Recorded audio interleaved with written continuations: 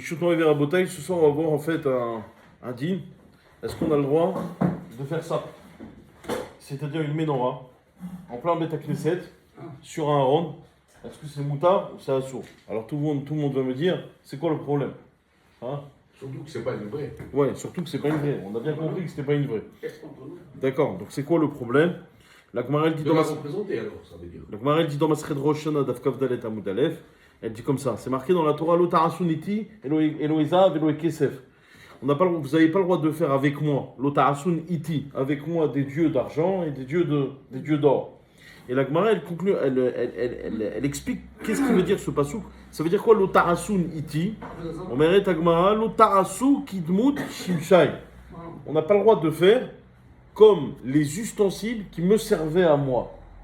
Donc c'est-à-dire que lorsqu'on est en dehors du Beth Amikdash, on n'a pas le droit de faire n'importe quel ustensile qui est en fait les ustensiles qui servent au Beth Amikdash. Donc en théorie, d'après cela, ça voudrait dire que j'ai pas le droit de faire une menorah qui a 7 branches. Pourquoi? Parce que la menorah du Beth Amikdash, elle avait 7 branches. Donc dès que je fais la représentation d'une menorah, même si celle-ci, encore une fois, elle ne correspond pas aux critères, en théorie, de la menorah du Beth Amikdash, mais dès qu'elle a les 7 branches, ça pose un problème. Parce que je l'ai réalisé en dehors du Beth Amikdash. Donc ça devrait poser problème. Bon, la vérité, ne vous inquiétez pas. Parce que si ça a été fait, c'est que sûrement c'est moutard. Alors la question c'est de savoir pourquoi. Alors le Ritva il dit sur place, il dit déjà sur place, le Meiri aussi dit comme ça, que ça c'est quand on reproduit très fidèlement la menorah du Beth Amikdash. Ou bien n'importe quel ustensile qu'il y avait au Beth Amikdash. Mais si je change un petit peu, ne serait-ce qu'un petit peu de cet ustensile, c'est bon. Je ne colle pas à l'ustensile qu'il y avait au Beth Amikdash. Donc là, en Bretagne, on est très très loin de la menorah du Beth Amikdash. Très très loin. Pourquoi? Alors on va analyser, on va dire non. Qu'est-ce qu'elle a cette menorah? Cette menorah, premièrement, elle ne fait pas la taille de la menorah du Beth Amikdash. On est très loin de la taille de la menorah du Beth Amikdash. Tiens d'ailleurs, combien elle faisait la menorah, la taille de la menorah du Beth Amikdash? Mais ça va pas aller monter 3 mètres. Non, pas du tout. Elle faisait, il faut bien l'allumer, Shalom. Il faut l'allumer. 3 mètres, ça va être difficile. Donc elle faisait Yutret Fahim. 18 ans. D'accord, elle faisait 18 Fahim. Très bien. Maintenant, ça veut dire environ 180 cm. 1m80. C'est pour ça que vous aviez dit tout à l'heure, c'est la hauteur d'un homme, vous aviez raison, effectivement. Ça fait Yutret Fahim. Alors on va dire, attends, cette menorah, elle est plus grande que la hauteur d'un homme, elle fait un petit peu plus, donc ça déjà il y a un critère qui ne correspond pas. Malheureusement, à Botaï, Maran il est possède selon le Maharik, dans Siman Kouf Mem Aleph, dans Yuridea, à la fin du Siman Kouf Mem Aleph, il est possède qu'en ce qui concerne la hauteur, non, c'est pas la hauteur qui va me permettre d'autoriser. C'est-à-dire que même si je fais une menorah qui reproduit fidèlement la menorah du Beth Amikdash, mais celle-ci elle est plus petite ou plus grande, et ben c'est quand même un sourd. Pourquoi? Parce qu'il faut savoir que la hauteur de la menorah n'est pas mentionnée dans la Torah. Eh oui, c'est pas mentionné dans la Torah. Donc en fait, c'est pas quelque chose qui venait à invalider Midoraita. Je dis bien Midoraita, ça venait pas à invalider la menorah. Donc finalement, que je fasse une menorah petite ou grande, eh ben ça s'appelle coller aussi à la menorah du Beth Amikdash. Alors vous allez me dire, mais attends, il manque quand même pas mal de choses à cette menorah. Il manque ce qu'on appelle les prahim. Vous savez c'est quoi les prahim? Les prahim, c'est les petites rosaces qu'il y avait, des rosaces qui avaient décoration. Voilà, il faut une forme de décoration. Malheureusement, là aussi, ça va pas. Parce que il y a des achronim qui disent que si on reproduit fidèlement une menorah du Beth Amikdash sans qu'il y ait dans la menorah les rosaces, les prahim, eh ben c'est quand même un sourd. Pourquoi? Parce que c'était pas, encore une fois, c'est pas quelque chose qui est me'akev. C'est pas quelque chose qui vient à invalider la menorah. Bon, il nous faut donc une autorisation à Botaï. Parce que là, on est tout de même bloqué. Il nous faut une autorisation. Alors, l'autorisation va venir de ce que dit le Chacham Tzvi. Le Chacham Tzvi, il dit comme ça.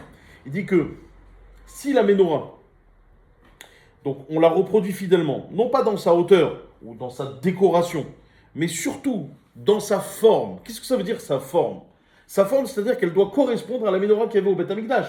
La menorah qu'il y avait au Beth Amikdash, Rabotai, il y avait, je ne sais pas si vous êtes au courant, mais il y avait en fait des réceptacles dans chaque extrémité, donc à chaque bout, il y avait des réceptacles qui étaient là pour recevoir l'huile, pour qu'on puisse mettre de l'huile pour allumer donc, la menorah. Donc là, on s'en sort bien à Botaï, parce que tout simplement, on n'a pas ces réceptacles. Donc il dira à Ovadia, comme ça il est possède selon le Chacham Tzvi, que puisque dans les ménorotes qu'on fait aujourd'hui et qu'on voit habituellement dans les Bate Knesiot, même je parle des ménorotes de Hanouka, D'accord? Dans ces ménorotes-là, eh ben, il n'y a pas ces réceptacles en huile. Comme il n'y a pas ce réceptacle en huile, c'est bon, il n'y a pas de problème. Ça ne correspond pas à la forme de la menorah du Beth Amikdash. D'ailleurs, s'il n'y avait pas de réceptacle en huile dans la menorah du Beth Amikdash, ça a validé cette menorah. Donc, eh ben, c'est bon. C'est ce qui nous permet à nous de faire la menorah et de le faire sans être sous le coup de ce issour de l'otarasun iti. Mais ce qui est intéressant ici, c'est que le Chida, il ramène que lorsqu'il était jeune, il avait à Yerushalayim, il y a quelqu'un qui avait offert une menorah au Beth Knesset.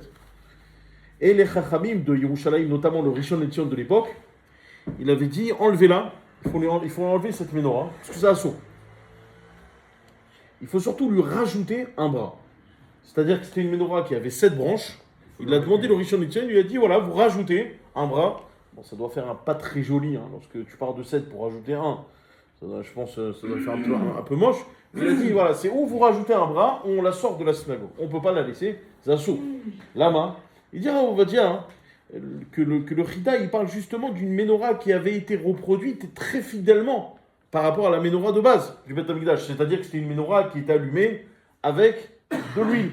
Donc on l'allumait avec de l'huile, il y avait ces réceptacles sur l'extrémité de chaque branche. C'est pour ça que ça posait problème. Mais nous, ce qu'on fait nous aujourd'hui, et surtout ce qu'il y a dans les décorations, c'est surtout des ménorotes qui sont électriques. Et là, ça me permet de venir à la deuxième halakha.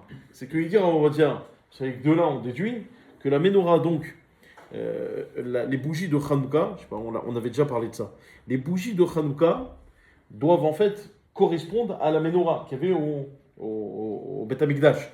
Vous êtes au courant de ça? La seule différence, c'est quoi? C'est que nous, on a 8, alors qu'au Beth Amikdash, il y en avait 7. Maintenant, il y a toujours une question dans la halakha. Est-ce qu'un bonhomme, il peut allumer la Hanoukia avec une Hanoukia électrique? Bah, c'est sa Hanoukia. Il n'a qu'une Hanoukia électrique sous la main. Je dis, voilà, je vais allumer. Est-ce que c'est moutard ou c'est assourd? Il n'a pas de feu, il n'a pas de... C'est moutard ou c'est assourd? Et il dit à Ravadia, est-ce qu'il est quitte ou pas? Ravadia, il dit, il n'est pas quitte. Il n'est pas quitte du tout. Pourquoi il n'est pas quitte?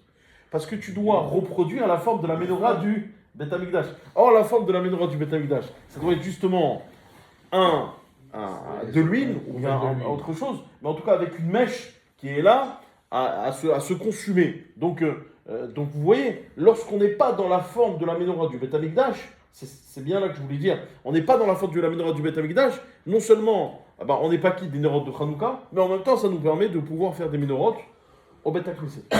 D'accord? Donc dans ce cas-là, ça serait autorisé. Ça convient. Pourquoi on n'a pas interdit ce qu'ont fait Laurent Lévy et autres en Israël? Ils ont fait la même, ils ont revu tous les kilings du Beth Amikdash. Mais on ne se sert pas. Non, mais on ne se sert pas. Tu veux le faire comme ça. Parce que là-bas, pourquoi ils l'ont fait? C'est pour s'en servir. Mais tu veux le faire juste pour le... Comment dire pour le... Même à l'identique. Ouais, c'est fait à l'identique là-bas, à Yerushalayim. C'est à l'identique. Ouais, je sais. Mais tu t'en sers pas. Tu vois bien que c'est mis dans une baie vitrée. On ne s'en sert pas réellement. D'ailleurs, je crois qu'elle est en or, hein, il me semble. Ah ouais, c'est à l'identique. Elle était faite à l'identique. Ouais. Effectivement. l'identique, Mais on s'en sert pas. Voilà, c'est juste une forme Franchement, de... l'identique, la vraie identique, c'est celle qui se trouve à la Knesset. On sait pas. Non, c'est celle qui se trouve devant le kotel. Voilà, Au haut c'est du ça. kotel. Voilà, exactement, c'est là. Il y a des discussions. Et après, voilà, il y a des discussions à Chronim, exactement, savoir comment c'est. Attendez, c'est peut-être pas ça du tout. Effectivement. Je suis d'accord avec vous. Mais la scène qui apparaît sur l'arc de Titus, c'est sur l'arc de C'est Titus juste. qu'ils ont copié. D'accord? Ouais, exact. Voilà.